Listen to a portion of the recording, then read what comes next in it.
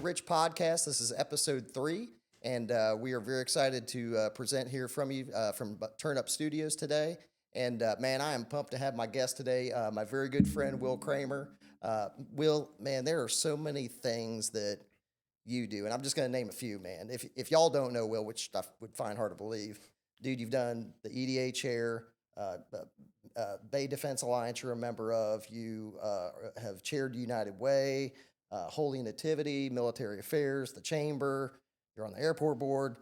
Dude, you do so many different things, and there's so many things in our community that you've been involved with. Where does that come from, man? Like, where does that desire come from for you to be involved in those things? Well, as a family, it's something that we have always talked about since my grandfather back in the 60s. Mm-hmm. He came from literally nothing in upstate New York, joined the Marine Corps during World War II, met my grandmother, who was also Marine. They came back to her hometown, which is Birmingham, and he started out doing short-term loans and then got in the car business as a salesperson, and then eventually got his own deal, which failed, got in another deal, and then came down here in 1965. So he was appreciative of the people who helped him along. Mm-hmm. He was appreciative of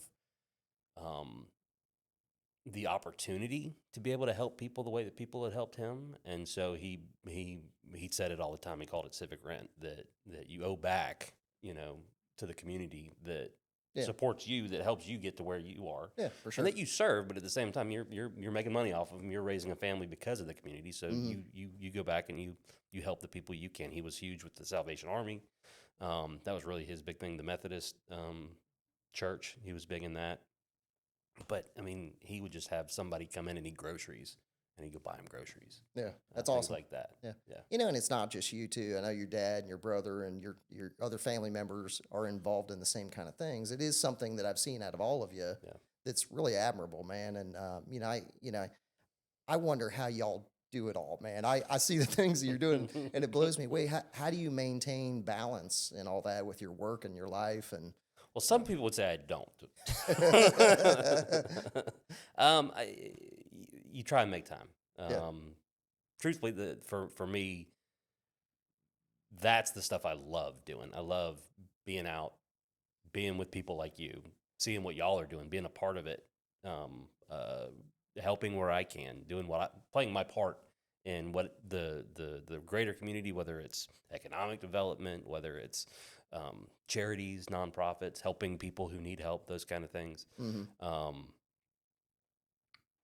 We're fortunate that we have a large enough business that we can have enough people to carry a lot of the weight for us. Yeah, give you some of those freedoms. Yeah, and plus, I mean, we've been doing it for 60 years now. I've been doing my job for about 20 at this point in time. Yeah. I know how to kind of manage the work you got part. it down. Yeah. That allows me to go out and do. But it's also it's who we are as a family, and as a dealership. It's who we've always been. Yeah. That's we got a lot of flack. Not a lot of flack. We got some flack for changing the name from Tommy Thomas Chevrolet to Bill Kramer in 2009 when we picked up some other franchises. But we, in a large part, did that because we wanted people to know who we were. Yeah, That of you course. walk in and you can talk to a Kramer. I'm a Thomas, but my last name's not Thomas. So, we wanted to be approachable. If you've got a problem with your car, you can come call us and talk to us. I mean, you can walk in and see one of us, and we can help you. It's the thing that sets us apart from pretty much all the other dealerships at this point. Yeah. But you guys really are. You're in the community in every aspect that way, man. You guys sponsor all kinds of things. You just sponsored something today. Mm-hmm. Thank you. And so, you're doing that. You're hands-on with it. I know your brother's hands-on. Your dad's been hands-on in a ton of things. And you really are, I think, present in so many things that it's hard not to have that connection to the community. But it really is, what identifies you guys in a lot of ways. Well, and it's fun. I mean, I at one point in time, I get the question, particularly from my dad, occasionally, about every 6 months or a year, when are you actually going to be at work? And I used to say, like, no, I'm not doing all the stuff that you did in your own way. It's not like I'm out hanging out with my friends. But funny thing is, now I am out hanging out with my friends. Yeah. They're doing the same thing too. Yeah, we're all doing the exact same stuff. So I mean, I mean, it's just it's fulfilling. It's fun. I mean, we have Yeah. a good time. I mean, I think that's the thing about why you and I get along so well is that whatever we're going to do, we're going to have a good time doing it. Oh yeah, yeah. Um, It's not just about wearing goofy golf outfits and yeah. all that, man. But I always tell my kids that the people that you want to be like are the people that you surround yourself with, Yeah. man. And I think that talking about our friends and stuff like that, I think we're all like-minded and we all love giving back and we love being engaged in community things, and we do it from a standpoint that we're genuinely happy to do it. Mhm. It's fun for us to do that and to see the impact too, man. When you see things like I know you guys are about to finish a house for Habitat. I think Tomorrow the morning. opening's tomorrow for that Yeah. that you guys sponsored, and I'm involved in Habitat too. And to see those families get into a house like that, man, that is awesome. I think one of my favorite memories from Habitat was there was a little kid at one of the ones that we did, and he comes up to me and goes, "Man, this is the greatest day of my life," right? And that was Mhm. awesome to hear, man, because you do these things. I think sometimes you detach yourself from what it means to that person that you're affecting. But for Mhm. that kid, man, he was pumped. Yeah. Like that was a great day for him. Yeah. So Yeah. it's awesome to see. The first organization I got involved with, and it's because somebody asked me. I didn't, I was a few years back from college. I think I was married by then. I don't think I had my first son yet, but my only son. Was Boys and Girls Club, and Hmm. you go to the board meetings, you go to the fundraisers, all the things like that. But the best thing you could possibly do as a member of that board, or I'd say just anybody who wanted to get involved in whatever way, go walk through a club when they're Hmm. full, when Yeah. they've got these kids who have nothing else to do after school, but they're playing, they're learning, they're out doing basketball or pool or whatever, and just Hmm. they got a safe place to go that also, I mean, helps them in academically, but just seeing what in whatever part, whether it's your time, your talent, your treasure, that you're contributing to, you're helping make that happen. Yeah. I mean, that really hits you, and you go, okay, this is what this is all about. Yeah. And this That's is awesome. Well, I'm glad that your family has ingrained that, and I honestly, I've talked to enough people about that philosophy of Yeah, civic rent that you've talked to me yeah, about before. That I think it impacts other people too, and there's like there's an echoing effect yeah, across the community because people see what people do and they get that in them, and it's contagious almost, yeah. So that's awesome. So aside from obviously your family's been a big influence in your development and your career, do you have other people that have been mentors to you that really stand out that have taught you how to handle yourself in the business world and personally as well? Oh yeah. Probably my first mentor was a guy who was our service manager for about 50 years. Um, His name was Billy Don. Hmm. Two names, Billy Don, but we always called him Billy Don. I mean, Billy he's Don, yeah, been part of yeah, my whole life. yep. I used to be like, Billy Don, what? No, it's Billy Don. Um, he was a mechanic when my grandfather came to town in '65 at the dealership. And Hmm. eventually he was, when he retired after just right around 50 years, he was vice president of the company, service and parts director, my dad's best friend. He worked Hmm. 3 days a week Yeah, because dad wanted him to stay. He didn't want him. He wanted to retire 5 years before, your but dad wouldn't let him. dad wouldn't let him. So he just said, "Well, how about 3 days a week? How about till noon, 3 days a week?" And Yeah. finally, he just didn't. But when I started in the business, like he came from nothing. He came over. He was from Bay Harbor, over by Hmm. the paper mill, and he was just resourceful and smart. And I'd spend every morning. I started out working in the service department for him. But even after I moved on to other things, I'd go over there and spend an hour with him every day. Yeah. Just we talk about the business, we talk about life, and he knew everything about the car business. He'd been in Hmm. it for so long, but he was full of sayings, most of which didn't make any sense. Like I'm tired as a sack of toad frogs, or sometimes you just gotta let the fat side sag, and that's most of what he do, said. you, You know, it's do you know all what they about. mean now? I know what he means, but I'm like, where did you come up with that? It's all about the pie. You got your piece of the pie. I got my piece of the pie. Sometimes it's a little bigger, sometimes a little smaller. Sometimes you flip it over. And I mean, that's Hmm. all the time. He could talk to anybody though, Yeah. but he used to tell me, you can't worry about things you can fix, or you can't worry about the things you can fix because you can fix them. You can't worry about things you can't fix Yeah. because you can't fix them. Yeah.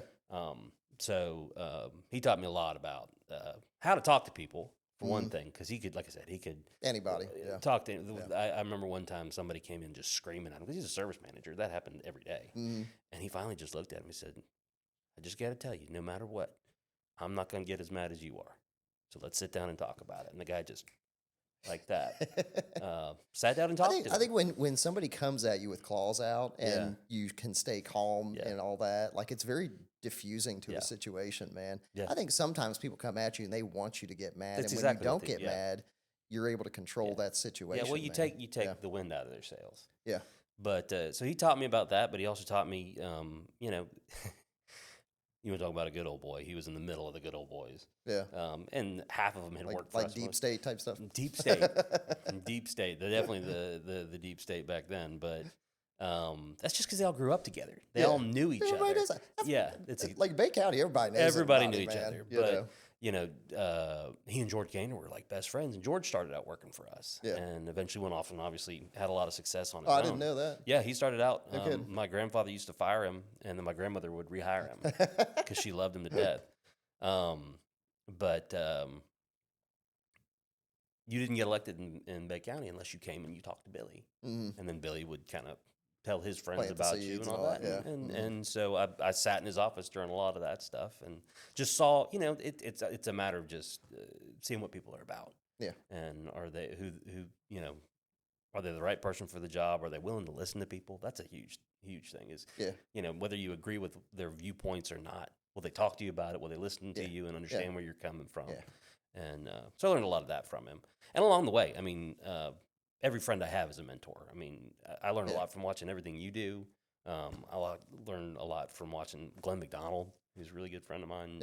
Just seeing the way he approaches things. Yeah, likewise, man. I've learned a lot from watching you. Well, that's what it's all about. I mean, it's just we all bring each other up. Yeah, you'd hope so. Yeah, Yeah. That's a good point. You know, with Billy Don, it's funny to me that your dad and him really come from different places, right? And their friendship to me has always been interesting because I've heard your dad talk about Billy Don on different occasions, and they're so different. But those differences really, they have such respect for each other from, how they view each other. It's awesome to see. Yeah. Well, Billy always cared about the family before anything else. Yeah. Because he's part of it. I Yeah, mean, for sure. not as that's a thing, but he whatever he did, whatever he said was in protecting us, including him. Because I mean, like I said, he grew up with my mother, and he's like my uncle. He spoke at my wedding. So he and Dad felt the same way about him. Like I said, he did anything he could to keep him around for as long as he could. Yeah, sounds like it. But they had different perspectives. But that's what Dad needed. Yeah. From his leadership role in the dealership, is he needed somebody who'd tell him the truth for Yeah. one thing, and tell him what he needed to hear, whether he wanted to hear it. Yeah, you that's know? And super important. That's I mean, not something you find a lot. because a lot of times your staff don't want to come to you and say those things to you, but you definitely need somebody. And I do at my work. I got Shanna's over there, and if there's something that needs to be said, she'll close the door and she'll say, "Hey, I need to tell you this." And that's invaluable that somebody can have that kind of honesty with you, because sometimes you can't recognize the change that needs to happen because you may not see it, or you just may have your blinders on it where you don't see the things that are happening. But that's super valuable to a business person that way. Yeah.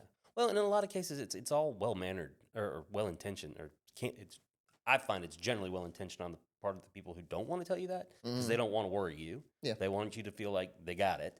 They want to just handle it the way they want to handle it. But sometimes you need to know, and sometimes it's intimidating to tell somebody that you work for the truth, but it's important. I think a lot of times those things are kind of HR personnel type issues that somebody doesn't necessarily want to bring up, but I feel like if you can address it early on, it doesn't have a chance to grow into something that's really problematic that way. I think if you can nip it in the bud, it really causes you so much less grief that way. And so being able to have a good pulse on that in a business is something that I've found is a great way not to have problems. And I've had employment things that have come up in the past that have been problems that have gone too far down that road. But by able to keep that pulse on there now, I feel like I can mitigate that. Do Yeah. you feel the same way with some of the? Yeah. I mean, you The got a whole lot more staff than I do. The where earlier you're you at. deal with something, the better, and the Yeah. more straightforward you deal with something.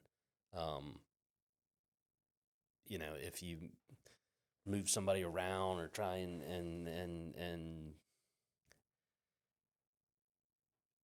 sometimes you have principles, business principles. I don't mean like things that you really believe in life, but like just we have certain kind of rules we set for ourselves, and it's the easiest thing in the world to break them. Yep. But that they're there for a reason, and if you just hold fast to them, you don't cause yourself problems. If you deal with them when they first arise, you don't let them slide for too long. I mean, you don't have to be mean about it, but you just keep the line. That's your job. Yeah. As an owner, as a manager, is to just keep everybody between the buoys. But as soon as you start letting things just kind of go, they fester. Yeah. So, yeah, it's that's something Glenn told me about firing people in particular. And he said they knew it was coming. It took you too long, and both of y'all are better off. Yeah, I've always found that if somebody's not going to be there, it's actually a disservice to them to keep them there if there's not a future there, right? Yeah. And if you know that, and and if they know that, I mean, they really are better off being able to get on to the next thing as soon as they can, and you do so in a respectful way. But I think that's a way that you're really doing them the best service by getting them into a situation that's better for them that way. It generally works better for everybody. Yeah. I think firing people is a very inherently difficult thing, but it is necessary to handle it the right way. And I think, your staff sees how that's handled too. And, I think it, kind of gets into a culture thing of how it's handled. Yeah. Always be kind. Yep. So, well, one of the things that I find interesting is, you have the career that you've had, and recently you and your brother have opened up Kramer Marine as well, which is a new venture, and so you're kind of now stepping into a brand new entrepreneurship role with that business. How's that been different for you that way? We have learned an awful lot. Mostly, we have learned what we didn't know. Yeah. We thought, okay, we sold and fixed cars for 50 some odd years at the time. What's the difference between a boat and a car? And we had extra. It was a low entry risk for us because we already had the property. We were building a building that could be repurposed to more service space if for whatever reason doesn't work out, or if we outgrow it. GM wasn't sending us all the cars they were, so we had just empty space and needed to figure out something to do with it. Plus, Chris loves boats. We found out really quick it's a totally different animal. Oh yeah. And things take a lot longer. It's a lot looser than the car business, and everybody pays cash. But people will spend a lot more money on a boat than they will on a car. Gladly. It's an expectation. Gladly. They will happily spend more money on a car. Well, to break out another 1,000 acronym is absolutely true. Yeah. Anytime I get away with a boat repair and it's less than 1,000, I'm pleasantly surprised. You did good. So we changed the light. Yeah. No, so or if somebody runs out of gas in a boat. Or if they run out of gas in their boat. That's, I'm hoping that's going to be an inexpensive bill. It should be fine. But no, it's interesting. It's interesting watching. We wanted to do it completely separate from the dealership in terms of we're not guaranteeing the dealership on anything. Yep. We are guaranteeing things, but not the other company. And that's partially because it's just this is something that Chris and I are doing together, and Dad is approving of that. But it's this is a stage in our career where we're building our own things. Yeah. And having to get credit, having to apply to banks, which I've done for the dealership, and that's no problem. We've been around forever, but doing it on your own it's something we've never had to do before. Yeah, it's a different ball of wax when you have to. I mean, especially in something that is a little different than what you've dealt with before. There are different issues that come up, and I've been in business for 15 years, and there's new stuff every day that I Hmm. come across. It's Yeah. amazing how every day there's something Yeah. new that you come across that you didn't know that you didn't know, you know? Yeah. So, Yeah, but it's fun. mm, You get to see something just like what you're doing. I mm, mean, you see the thing that you've created. You see, I mean, the number of times I see your name in whether it's bidding or something like that, and doing work all over the county. mm, It's I mean, you do stuff at the airport, you do stuff at the Air Force Base. I mean, mm. you're everywhere. Yeah, well, Um, it goes in directions that you never yeah, imagined it would go. yeah. I So, mean, for us, I mean, we were fortunate to make contact with the people who bought Watson's Landing from the Hobbs. mm, And so now we've got an opportunity to put a sales operation over there, but also to service all the boats in the storage house, yeah, which is that's going to be huge for us. And that's not really a direction we've always thought that be we got to figure out a way to get to boat storage. mm, Whether we have it, and we weren't done building anything like that, but um, to be able to service those, but which makes it easy for the people who own the boat. I mean, that's the whole key to it is making things yep, as easy as possible. Um, That's not it. But I mean, if you'd asked me 6 months, you think you could do something over there? Well, I don't know. They probably got their own thing. yeah, it makes a lot of sense. I mean, that particular landing didn't have anybody Yeah. servicing boats over there that I was aware of, but Mm-mm. and that's where we keep ours too. Yeah. So that'll be nice. I'll have you Yeah, guys service right we over just there. go So put it on. They'll put it on one of our racks. We'll fix it and they'll put it back on yours. cool. Okay. Yeah. So I mean, just the idea of how that kind of morphed and looks, is it's fun to watch Mm-hmm. things go those directions. And yeah, I mean, it's painful, starting a new business, but the key to it, like any other thing, is finding the right people, Mm-hmm. because you can't do it all yourself, Nah, for sure. and having people who know what they're doing to help you get started, people who are willing to work and willing to kind of work through things with you. Make sure you take care of them in the meantime. Yeah, for You sure. know, that's makes all the difference in the world. Do you find that your experience in the car business helps you to identify those people and the skill sets that you're looking for on the Kramer Marine side? Yeah, yeah. I mean, I think we do. I mean, with as large of a staff as we have, about 120 at the dealership, and when I first got there, we had about 75, and it was like the same 75 we'd had for 30 years, Mm, with maybe a couple people turning over. I mean, now it's just the way of the world. Unfortunately, is that we've got some key people who stay, but we do have a mm, lot of turnover, yeah, a lot more than I'd like. But it does help you kind of identify your gut gets better. yeah. You can read everything on paper, but then spending some time with somebody and know if it's going to work. Man, I think I have done 180 degrees on how I hire people from the beginning when I Mm. started business to where I'm at now. And it used to be so much about technical capability. Hmm.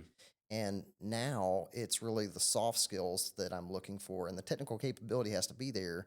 But the kind of person that I'm hiring and the way that they handle clients and handle working with each other and those sort of things, Hmm. that's so much more important than I ever thought it would be.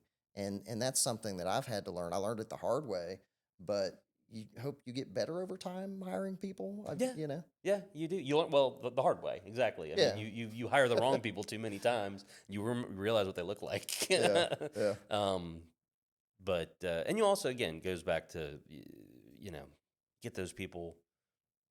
What is it? Slow to hire, quick to fire. mm, You get the right people in the right seats at the right time. yeah, You move them out and get the right. It's not good for them either. yeah.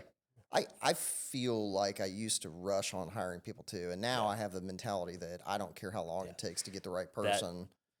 I'm gonna wait. Yeah, that is something that I've also learned, and probably more recently than I should, Yeah, is that when you're hiring, it's always because you got a vacancy. yeah. Sometimes you're growing and you need to build people, but most of the time it's because somebody left or somebody Well, and something you feel happened. rushed, right? Like Exactly. you feel like you need to get somebody in there because you're gonna drown, Yeah. but somehow your staff and you figure out Yeah. how to make it work until you can get somebody in that Well, seat. and at So the end of the day, it's better to find the right person yeah, than it is to absolutely. find a person. Yeah. Other than that, it's a crapshoot. So. Yep, absolutely. It's a wild process going through Mhm. hiring, but I do find that if you get the right person, and Kevin and Elliot and I talked about it before. You do whatever it takes to keep them, Mhm. to keep them happy. That's huge, and that's something we've always been about. Yeah. Is I mean, our employees are part of our extended family. I mean, and so you want to take care of them. I mean, you want to. We've always had good benefits. Hmm. We make sure we stay ahead of everybody else, not just meet what everybody else is doing as far as benefits, Hmm. and pay and even time off, which is weird in the car business.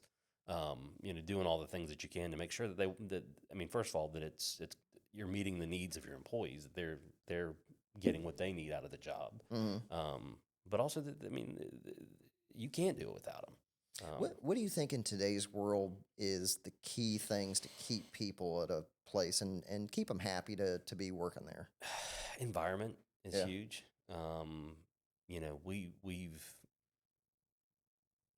We've never been a high pressure dealership operation. Hmm.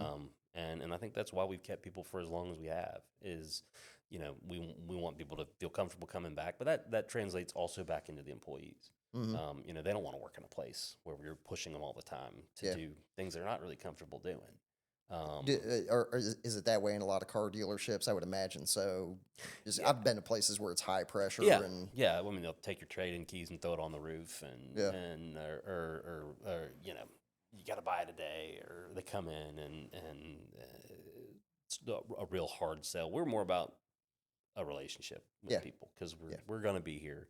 Our name means a lot to us, and we want people to think nice things. Hmm. When they hear our name. Um, so yeah, I've only worked in one car dealership, Hmm. but I've seen some of the other stuff, I think everybody's kind of seeing the same thing now a little bit more.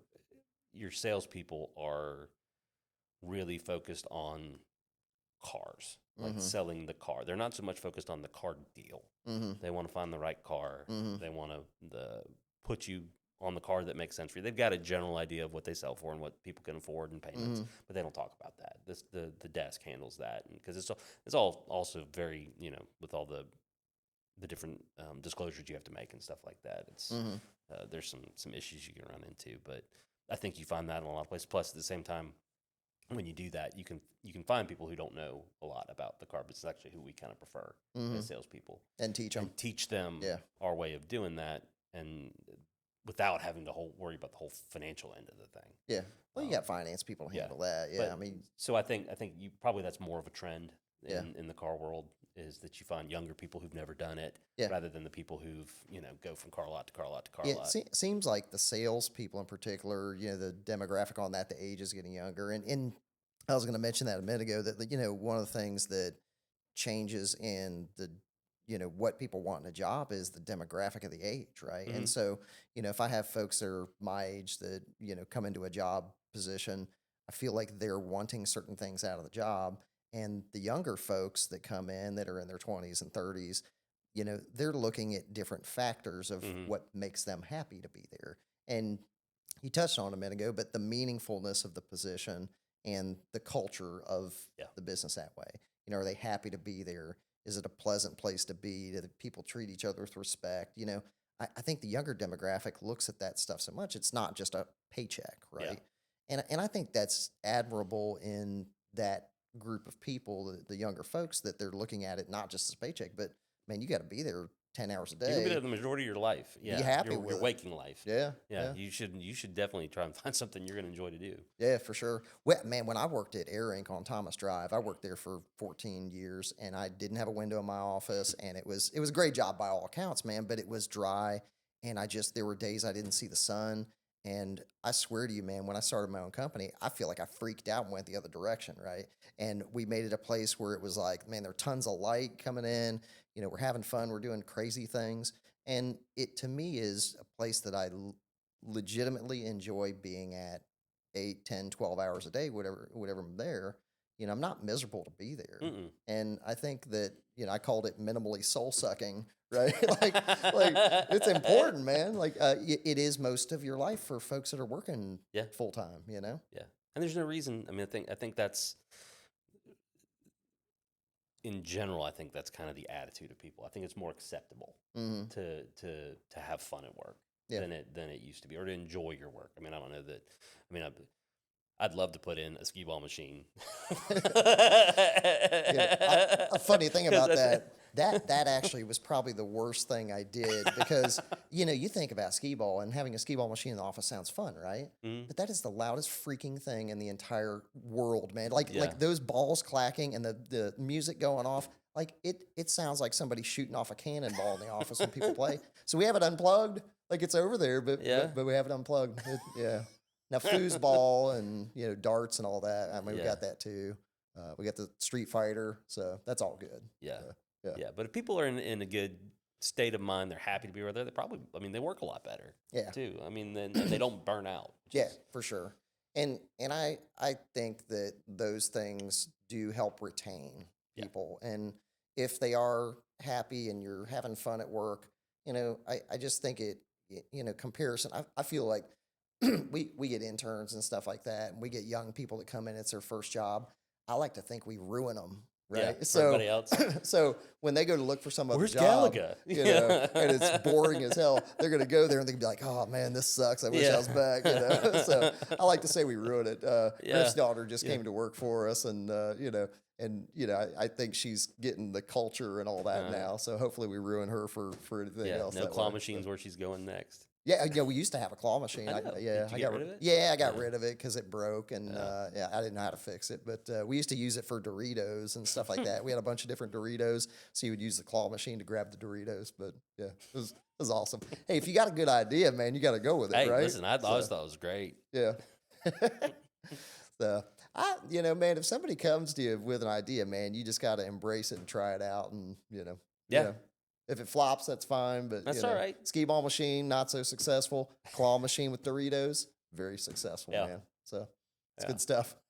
Yeah, no, I mean that's part of doing things that nobody expects is doing stuff. They don't always work. Yeah, yeah.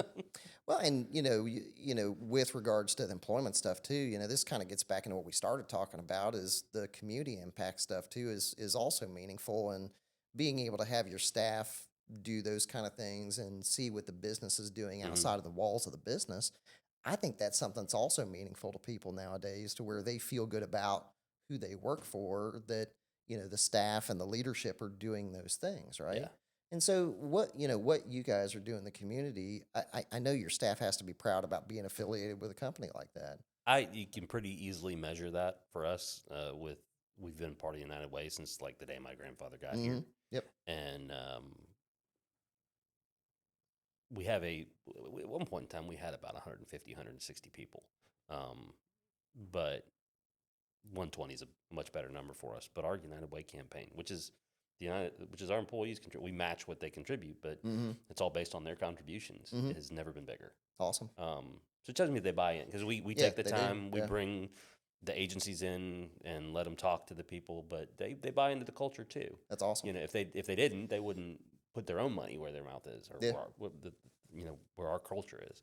And I think as a community, we have a lot of people that believe in giving back that Yeah. way. And so, it's awesome to see that you guys within your business are doing that, to where you're matching your employees and doing that, because everybody can pick their thing that Yeah. they want to contribute to. And that's a United Way is a great way to do it. Yeah. Well, again, and it's not everybody's going to write a check, Mhm. Even if it's once a year to something, whether they don't know where to. I mean, we even have that less when we have the agencies come in, but like, I don't mind giving, but I don't know who to give it to. Mhm. But yeah, with United Way, I mean, they kind of handle all that in for you. But Yeah. but yeah, no, that's a wonderful thing about Bay County, and why it is so fulfilling and fun to be part of the community and doing those things, because there's so many other people doing the exact same thing. I love the way our community is in that regard. And before I moved here, I had never experienced a place quite like here, to where the culture of giving and the culture of service is so great in Bay County that, I mean, it makes you love the community. Yeah. So given all the things that that you've been involved with during the course of your career, all the different service places that you've been a board member at, and the things that you do, where do you think, our community's going? What do you envision for our community in the next 10, 15 years? I think it'll be unrecognizable Yeah. in a lot of ways.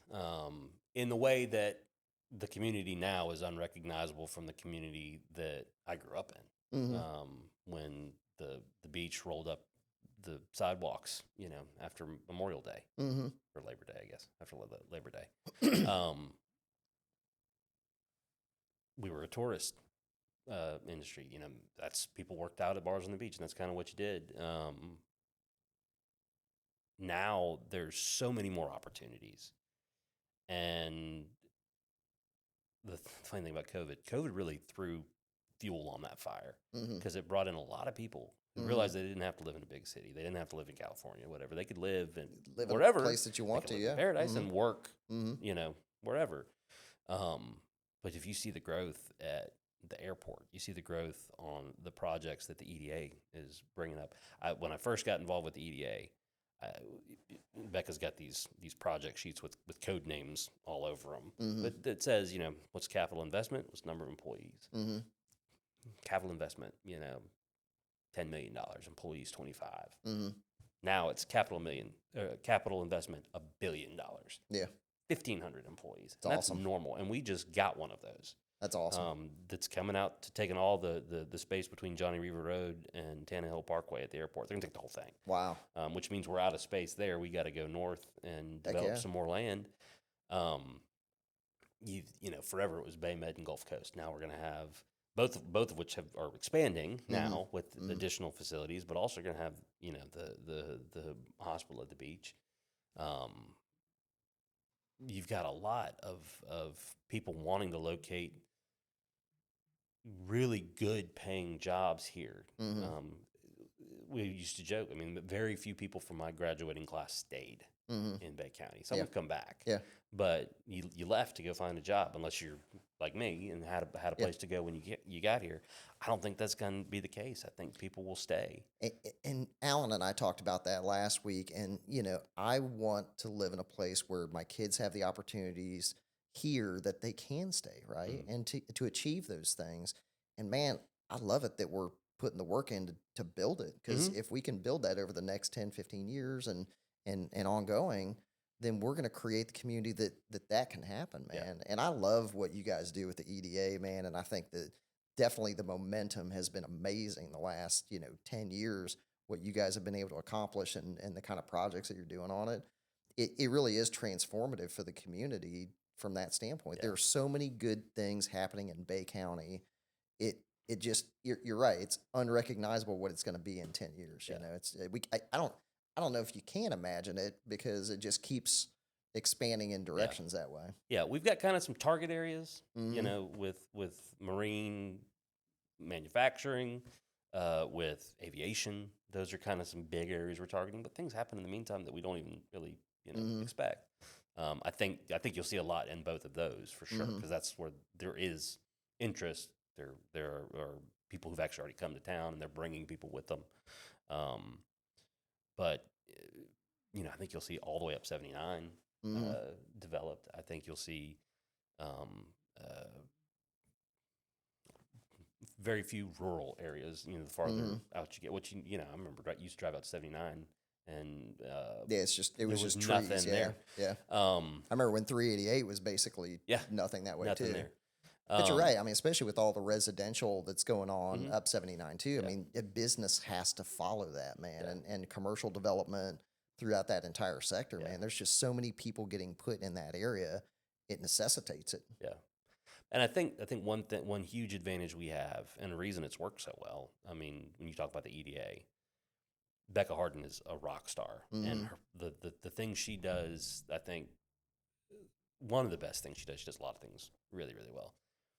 Is just bring everybody together, Mm-hmm. so that when people come to town, they want to look at the piece of property, they want to look at a potential site visit. They can meet the county manager, any of the commissioners, they can meet the mayors, the commissioner, the city commissioners, they can meet the college president, they can meet the university president, they can meet anybody they want to meet. And when they meet these people, they're all saying the same thing, because we Mm-hmm. all in general want the same thing. We want smart growth with Hmm. better opportunities for everybody in Bay County. And I mean, I don't know how many times I heard that I still get to go to some of these visits. Man, y'all are all singing out of the same hymnal. Hmm. Yeah. Which is for them is great because they're not coming into a place where everybody's fighting with each other and Yeah, wanting to make no, things y'all's difficult. unity in your Yeah, message is totally yeah, consistent, and you're 100% right that all those stakeholders in that process are totally willing to put in that time yeah, and effort to do it. And that's what's amazing about the cohesiveness of y'all's team with yeah. the EDA We and the all work for investors, Becca. man. Yeah, Yeah, everybody does. yeah, Most of us don't get paid. yeah. Well, yeah, but Yeah, Becca spearheads that, and you're right, man. She does a hell of a job doing that, and you see it in the results you're getting. yeah. You talk about the projects and the scope of those Mhm. things, and it really is remarkable when you guys are consistently announcing things that are 1,000 jobs, 1,500 jobs, and these Yeah. new things that are coming in, and capital investment and the economic impact of Mhm. it.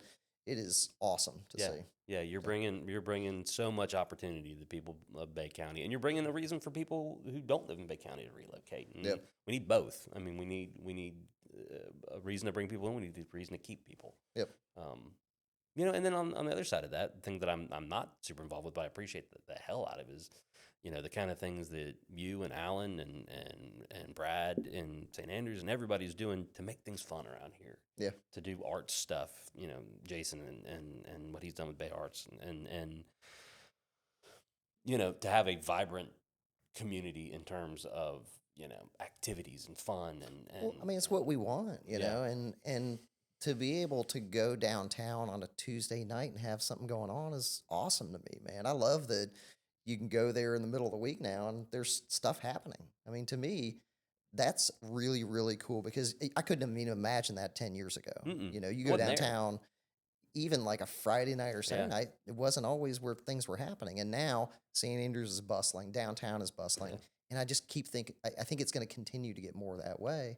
But y'all did stuff too, and Chris has invested Yeah. in buildings Chris has done a lot of downtown, that. Yeah. and those things matter. And the fact that it's local people doing it also matters Yeah. because I think that the authenticity of the things that we're putting in place down there, it's not big box, it's us, man. No. And And I you can think tell. for the first time in my time in Bay County, I feel like Panama City has a defined identity of what we are. Yeah. The beach is real fun beach, and there's stuff going on Hmm. there. But in town, there's the people that live here. You know, what were we before that? And now downtown St. Andrews feel like us. Yeah. And Yeah. I'm real proud of that, and I'm Yeah. You excited should that we're be. a part of it. You So should be. I mean, and that all feeds into the other. I yeah, mean, that people come and they see what that's like, and they're like, this is a place we want to be. Like, yeah, we're going to enjoy being here. Our employees are going to want to stay here because hmm, I mean, granted, we've all got the beach, and that's awesome. hmm, But you always want to go to the beach, and you want to go to have something you walk to downtown. You want yeah. to have an event, whether it's the symphony or Well, it's so different the things that go on the beach versus what goes on this side of yeah, the bridge, and it's funny the bridge draws that line, but it really does feel yeah, different in what we do.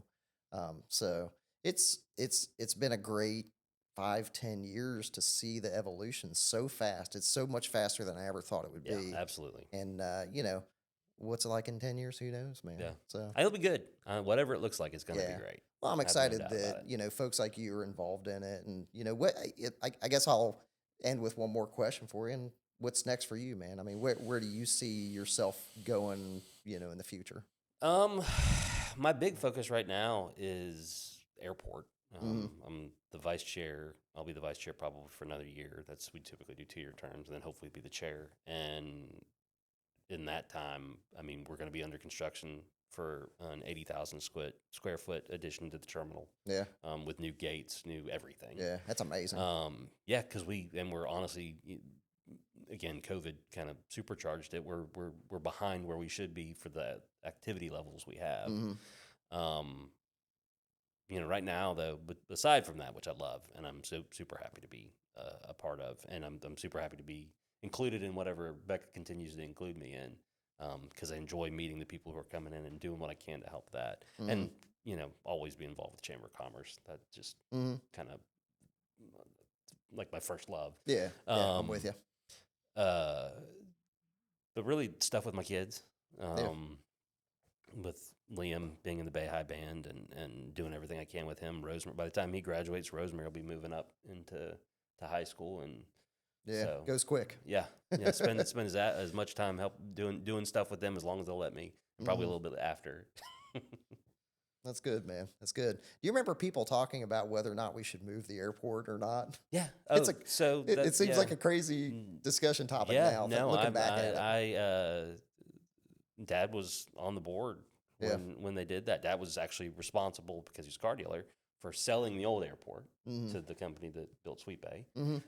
He was responsible for, because he's a lawyer, for all the environmental issues that they had to fight in court for the ivory-billed woodpecker or whatever that somebody thought they heard. He had to go up to New York and represent the airport on that. From the idea, I mean, when they started the airport, it was, the FAA came and studied it, and it's, do you expand? Where do you expand? How do you expand? Or do you leave it? And do you leave it was not an option. yeah, They said that. They said that for the kind of growth you're gonna have, you got to move it somewhere. yeah. I And mean, but yeah, looking back at it makes so much sense, and the encroachment issues with Tyndall and stuff like that. I mean, yeah, being able to get it, further away into a place where it can grow. I mean, you guys have killed it with the development of what's going on at the airport and the surrounding businesses and all that. That the impact of it has been so huge to the area that just looking back at it, man, it feels like it was a slam dunk it was. I decision. mean, it was amazing. It was a game changer. I mean, if there ever was one, I mean, the going from a max at the old airport of 300,000 passengers a year to almost 2 million Yeah, last year. and growing every And year. growing, Yeah, yeah. I mean, it's and busting at the seams of the 2 million we've got. yeah, And I mean, we were super fortunate to have people that were willing to take a lot of flack. Not just my dad, but the other people on the board willing to take the flack from the people who didn't want to. They wanted to be able to drive 10 minutes and get on a plane, as opposed to 45. But the planes go a lot of other places. yeah. They don't just go to Atlanta Yep. in a puddle jumper. And there were some other good reasons to keep it, with the ability for the private pilots to be able to access their planes better. But they've got good access where they are. But the growth opportunities, the other opportunities that brings in for companies that are coming in. Unbelievable. Yeah.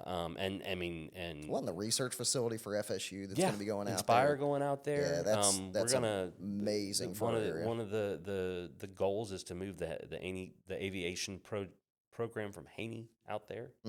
Um, I mean, you had people that were willing to do it. You had the St. Joe company that gave us the land. That was the state, the federal government, and the local community have to come up with the in thirds the funds to build a new airport. And our third came from the sale of Sweet Bay and the land that we contributed, which the St. Joe company gave for Yeah. nothing. Yeah, I remember And that. so, I mean, without those things, I mean, we couldn't. It just wouldn't happen. Yep. So, right time, right place, right people in leadership, and all those positions that It's were willing to important, make it man. happen, and it is transformed Bay County and Walton County in ways that would have been impossible. And will continue to do so for years and decades to come, man. And so, I'm super grateful that folks like you have been involved in those things, and your dad and your brother and leaders in our community have made those good forward thinking decisions. It really changes us, man. And Yeah. so, with that, I'll wrap up today, man. I really appreciate the things that you're involved with, man. Even if I wasn't friends with you, man, I would admire the things that you do. But as my friend, I look up to you, man. As you mentioned, mentors, man. I observe the things you do, and it makes me want to do things the way that you do. So Well, thank you for that, man. same to you, man. That's Yep. why we're friends. Awesome. I appreciate it, man. Well, I appreciate everybody tuning in today. Thank you for listening to Road to Rich podcast from Turn Up Studios here at Nakatomi Plaza in Panama City. So catch us next time, and thank you for tuning in.